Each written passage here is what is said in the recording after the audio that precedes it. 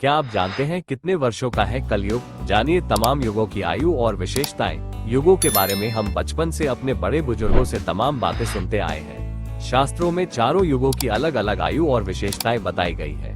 जानिए इसके बारे में। यदि आप चारों युगों के बारे में जानना चाहते हैं तो जल्दी से चैनल को लाइक, शेयर और सब्सक्राइब कर लें।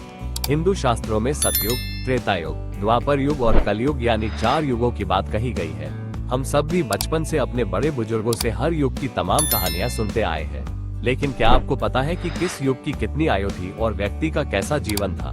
नहीं तो आइए आपको बताते हैं। सतयुग शास्त्रों में सबसे पहला और बड़ा युग सतयुग माना गया है। ये 17,28,000 वर्ष तक रहा है। इसमें मनुष्य की आयु करीब 1 लाख वर्ष के आसपास बताई गई है।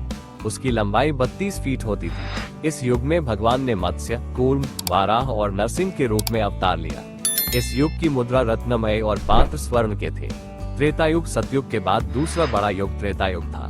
इसकी आयु करीब 12,96,000 वर्ष की बताई गई है। इस युग में मनुष्य की आयु लगभग 10,000 वर्ष होती थी। मनुष्य की लंबाई 21 फीट होती थी। इस युग में भगवान राम ने रावण का वध किया था। राम के अलावा वामन अवतार, परशुराम के भी अवतार हुए हैं। इस युग की मुद्रा स्वर्ण और पात्र चांदी के थे। द्वापर युग तीसरे नंबर पर है। द्वापर युग, इसकी आयु करीब 8,64,000 वर्ष थी और इसमें मनुष्य लगभग 1,000 वर्ष तक की आयु तक जीवित रहे हैं। इस युग में मनुष्य की लंबाई 11 फीट हुआ करती थी। कंस के संहार के लिए भगवान कृष्ण का अवतार द्वापर में ही हुआ था।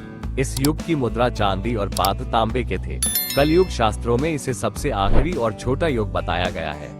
इसकी कुल आयु करीब 4,32,000 वर्ष की है। मनुष्य की अधिकतम आयु 100 वर्ष के आसपास है और लंबाई 5 से 6 फीट तक है।